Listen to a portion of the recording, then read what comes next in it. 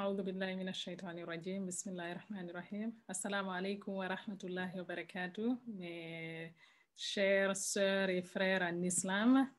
Donc, comme sœur Aïcha vient de le dire, mon thème c'est comment réussir son ramadan avec un emploi du temps serré. Donc, je vais juste parler des bonnes habitudes et aussi quelques conseils et des affaires personnelles que moi je fais. Et donc, comme elle vient de dire aussi, c'est un rappel surtout pour nous parce qu'on sait qu'à chaque fois, on a besoin de rappels et autres. Donc, c'est un rappel pour nous-mêmes. Ensuite, à vous aussi. Donc, en introduction, je vais juste vous dire les détails de ce que je vais vous parler. Donc, je vais donner quelques conseils sur la nutrition, le gaspillage alimentaire aussi. On va parler de ça et comment l'éviter. Et le but de Ramadan, un peu avec nos activités quotidiennes et comment impliquer les enfants pendant le mois de Ramadan aussi. Ensuite, des solutions pour le manque de ressources. Je parlerai plus de ça à la fin. Donc, il faut juste rappeler que le jeûne du mois de Ramadan constitue l'un des piliers de l'islam. Donc, on a 5 piliers et le Ramadan, c'est l'un des piliers de l'islam. Donc, je ne suis pas nutritionniste, comme je vous dis, mais j'ai fait quelques recherches pour nous aider avec la nutrition parce que c'est très important. Donc, on sait qu'on jeûne à partir du lever du soleil jusqu'au coucher du soleil. Donc, on a un grand gap où on ne mange pas.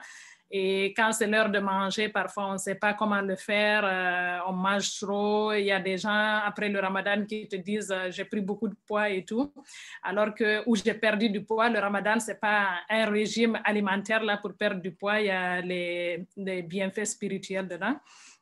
Donc l'idéal après le iftar, donc l'idéal est d'éviter de grignoter continuellement tout au long de la soirée et de prendre trop de repas réguliers. Donc, cela signifie un petit déjeuner pris très tôt, un déjeuner à la rupture ou un dîner dans la nuit.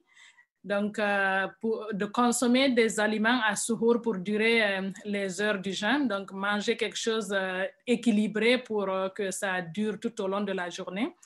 Donc, renouveler votre niveau d'énergie en mangeant un iftar sain et équilibré, comme je viens de le dire. Donc, l'importance de l'hydratation. Et quand on dit hydratation, on parle de l'eau. L'eau est la meilleure hydratation parmi toutes les boissons. Donc, buvez beaucoup d'eau et mangez des aliments hydratants pendant le Ramadan tout au long de la période autorisée, donc de iftar jusqu'à suhour. Donc, comme je disais, buvez beaucoup d'eau, surtout quand on se retrouve dans des pays où en ce moment il y a beaucoup de chaleur, comme par exemple les pays en Afrique, d'où on vient, l'Afrique de l'Ouest et autres, il y a beaucoup de soleil.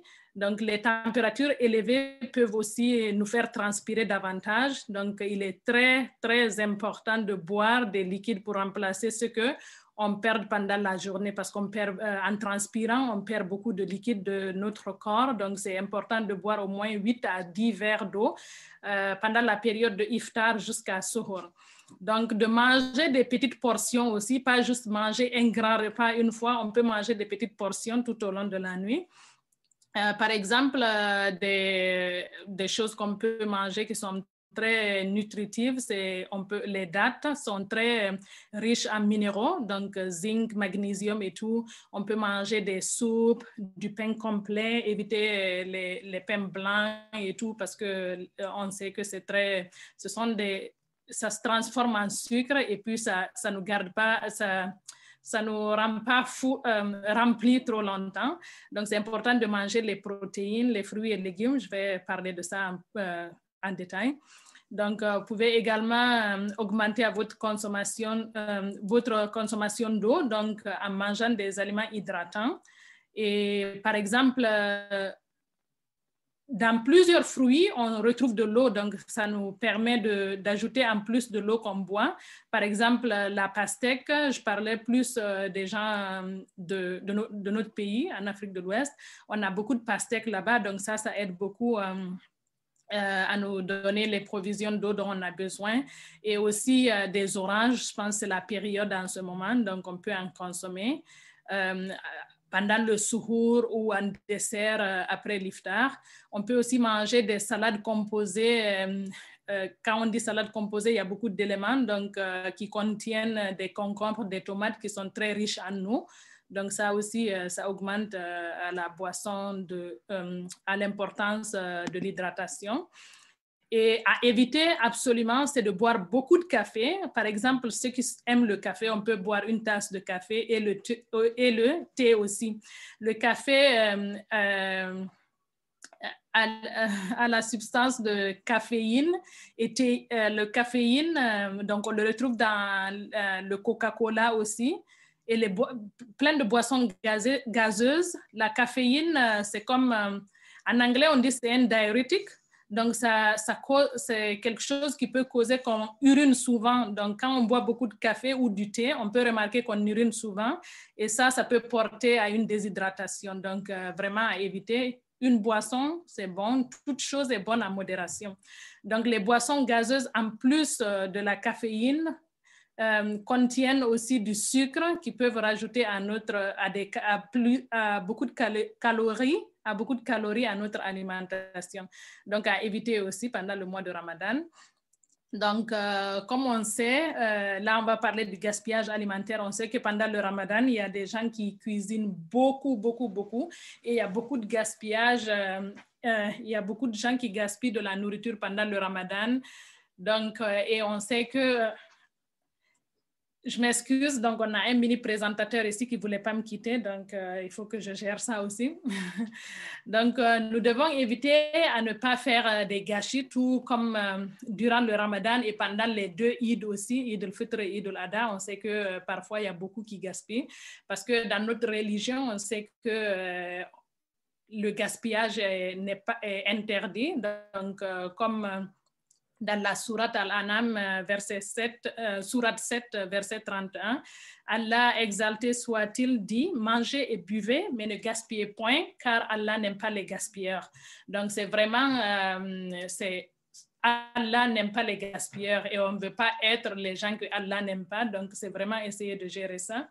Et aussi, à l'image de notre prophète, les musulmans se doivent de respecter la nature pour signifier notre dévotion au Créateur. Donc, limiter le gaspillage alimentaire qui a des conséquences néfastes sur la planète est donc impératif. Donc, on veut aider aussi avec la planète. C'est notre devoir, en fait, de faire ces choses-là. Donc, pour éviter le gaspillage, je sais qu'en Afrique, d'où on vient, on sait qu'il y a beaucoup de solidarité, on peut partager, mais surtout ici, où on se retrouve en ce moment en Occident avec la COVID, on sait qu'il y a les interdictions, tu ne peux même pas rendre visite à quelqu'un, les rassemblements sont interdits, donc ce n'est pas possible de partager. Alors, ce qu'on peut faire, c'est de cuisiner quand on cuisine plusieurs repas, de congeler les excédents, ce qu'on ne mange pas aujourd'hui. On peut congeler plusieurs repas pour les manger plus tard et s'assurer qu'on mange tout ce qu'on a dans nos frigos avant de cuisiner des nouveaux plats, parce que sinon, ça va juste s'accumuler et puis ça va pourrir à un moment donné et il faut les jeter. Donc, on peut aussi, si on cuisine beaucoup, on peut apporter les excédents à la mosquée ou chez les voisins. Les visites sont interdites, mais tu peux juste venir à côté de chez la personne, lui dire de sortir dehors et prendre le plat avec toi. Donc, tu peux faire ça. Et donc, le but du Ramadan, n'oublions pas le but du Ramadan avec toutes ces actions-là. Donc, surtout pour nous les femmes, parce qu'on sait les femmes dans notre communauté et culture, la plupart du temps, on passe beaucoup de temps dans les cuisines. Il y a des femmes qui sont toute l'après-midi dans les cuisines à cuisiner. Donc, rappelons-nous que le Ramadan est le mois des invocations, du repentir, la miséricorde et de l'affranchissement du feu. Donc, les récompenses, ils sont multipliées à l'infini. Ainsi, nous devons profiter de ce mois pour nous enrichir spirituellement parce que c'est une fois dans l'année. Donc, pour celles qui doivent être dans la cuisine chaque jour, on peut formuler notre intention autrement pour que ce soit un acte de ibada. Donc, l'intention d'aller dans la cuisine, comme on peut formuler cette intention-là pour demander à Allah de nous faire que ce soit une bénédiction pour nous, d'avoir des hasanat. Donc, il y a aussi ce concept en anglais, ils disent meal prep. Donc, par exemple, pour une semaine, tu peux acheter, quand tu achètes, tu fais tes achats quotidiens, tu peux préparer en avance des affaires. Donc, si par exemple, tu achètes beaucoup, il y a beaucoup qui font des courses avant le Ramadan, tu achètes du poisson, du poulet, de la viande. Ce que tu peux faire, tu peux tout découper, mettre dans des sacs individuels, des portions que tu vas cuisiner, des légumes, tu peux tout découper, assaisonner ton poulet, ton poisson ou la viande et puis les mettre au congélateur comme ça, si c'est possible. Au moment de cuisiner, tu sors juste et puis tu mets dans une casserole et tu mets dans le four. Donc, et aussi essayer de faire la plupart des travaux qu'on a, on peut les faire le matin quand on a beaucoup d'énergie. Comme ça, le soir, on rentre juste dans la cuisine pour faire les finitions. Par exemple, couper les légumes, les oignons, tous les affaires qu'on utilise pour cuisiner. On peut les faire le matin, tout préparer, commencer même les cuissons et puis les terminer en fin de soirée. Donc, c'est possible. Et les actes d'adoration qu'on peut faire pendant qu'on cuisine, pendant qu'on est à la cuisine, on n'est pas limité à juste faire la cuisine. Il y a beaucoup de choses qu'on peut faire et puis avoir des hasanat, c'est des actes d'adoration. On peut faire le dhikr, comme subhanallah, walhamdulillah, wa la ilaha illallah, wallahu akbar, wa la on peut lire, il y en a plusieurs, on peut chercher sur Internet des livres, Hisnul Muslim, on peut faire des doigts aussi. Au moment qu'on est à la cuisine, il n'y a pas besoin d'être habillé de telle façon, de faire des ablutions et tout. On peut lire le Coran sur nos téléphones. Et si on est occupé, on ne peut pas regarder le téléphone et tout, on peut écouter le Coran aussi des prêches. Et très, très important de faire la prière à l'heure. On sait que la prière, c'est l'un des piliers de l'islam aussi, et de la faire à l'heure pendant le mois de Ramadan, comme on a vu que les actes d'adoration sont multipliés à l'infini. Donc, si on a des péchés aussi, pendant le Ramadan, c'est multiplié à l'infini. Donc, d'essayer de faire la prière à l'heure, parce qu'on sait qu'il y a un hadith qui dit la première question dont l'esclave sera tenu responsable le jour du jugement est la prière. Si elle est saine, alors le reste de ses actions sera sain. Et si elle est mauvaise, alors le reste de ses actions sera soit méchant. Donc, c'est très important de prendre son temps, faire ses prières à l'heure. Et puis, pendant le mois de Ramadan, on peut essayer, ceux qui travaillent, comme moi je travaille, tu peux essayer, si tu peux prendre des congés pendant tout le mois de Ramadan, why not? Vas-y, prends-les. Si tu ne peux pas prendre des congés pendant le mois de Ramadan, tu peux essayer pendant les 10 derniers jours, si tu peux prendre des congés pour, comme sœur Lauratou a expliqué, pour arriver à avoir la nuit de Laylatul Qadr et puis de faire des prières supplémentaires, des prières nafil. Donc, on sait qu'il y a 12 prières de nafil pendant la journée qu'on peut faire. On peut faire ça et en plus, au travail, on peut essayer de prendre notre pause pendant que c'est l'heure de la prière et pouvoir prier en ce moment-là pour ne pas rater la prière. Donc, Ramadan avec les enfants, c'est très, très important aussi d'impliquer les enfants, leur expliquer c'est quoi le Ramadan, les activités, ce qu'on fait pendant le Ramadan, de lire beaucoup de Coran. Donc, pour les impliquer, il faut que ça, surtout les enfants plus petits qui ne comprennent pas, il faut que ça soit amusant. Donc, on peut acheter des décorations. Comme vous pouvez voir, hier, on s'est mis à faire ça, comme c'était un jour férié ici. On a essayé de décorer un peu. Donc, on peut faire des décorations. On peut acheter des affaires, donner aux enfants à bricoler. Et puis, essayer de lire, pendant le Ramadan, on peut essayer de lire des livres. Si vous avez des livres, comme nous, par exemple, cette année, ma fille, elle a reçu ce livre de son prof, La Sira du prophète expliquée aux jeunes. C'était un cadeau de son professeur de Coran. Donc, ce que je les ai dit, c'est ce livre, on va le partager en 30 jours. On va partager des chapitres. Et chaque personne, comme elles sont assez grandes, elles peuvent lire. Chaque soir, une d'elles va lire une partie pour nous, pour qu'on finisse le livre pendant le Ramadan. Donc, c'est un bon objectif. Sinon, il y a ce livre aussi que je recommande vraiment, les 40 hadiths, 40 histoires. C'est génial pour les enfants. On peut aussi raconter chaque soir. C'est très bien fait, ce livre. Si on n'a pas tout ça, on peut prendre le Coran, on peut lire chaque soir, apprendre aux enfants. On peut aussi apprendre des doigts aux enfants, comme le doigt pour la rupture du jeûne, Et donc, à la fin du Ramadan aussi, ce que je conseille aux parents, que moi j'applique depuis plusieurs années, qui rend les enfants vraiment heureux, c'est de leur acheter des cadeaux. Donc, ça fait vraiment plaisir le jour de Eid, après la prière, des cadeaux bien emballés. Et donc, de leur souligner l'importance de notre Ramadan et puis de la fête de Laylatul Qadr. Astaghfirullah, la fête de Eid al-Fitr. Donc, quelques problèmes et solutions aux ressources. Il y a peut-être des gens qui vont dire, nous, on n'a pas de livre. Donc, comme je vous ai dit, si vous n'avez pas de livre, vous pouvez essayer de lire les petites sourates du Coran, apprendre aux enfants. C'est les premières sourates, les dernières sourates, je vais dire, dans le... comment ça s'appelle déjà? Le dernier, dans j'ai oublié, les dernières sourates du Coran.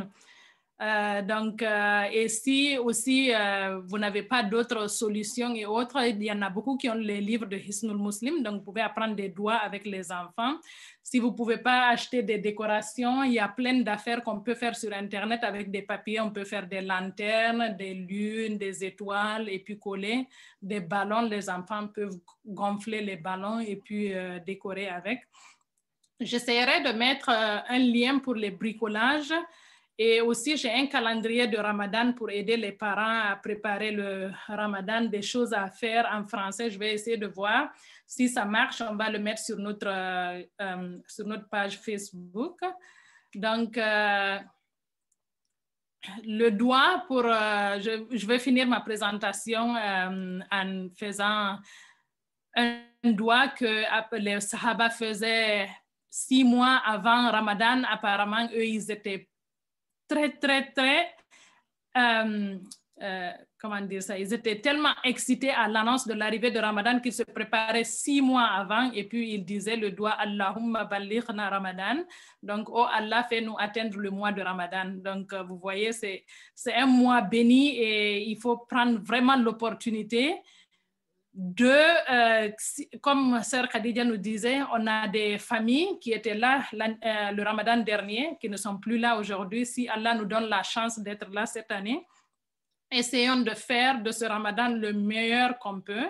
Donc, je prie Allah subhanahu wa ta'ala de nous faire témoigner ce mois de Ramadan et que ça soit le meilleur Ramadan de notre vie. Et je vous souhaite tous et toutes bon Ramadan, Ramadan Mubarak à vous et à vos familles. Merci. Assalamu alaikum wa rahmatullah.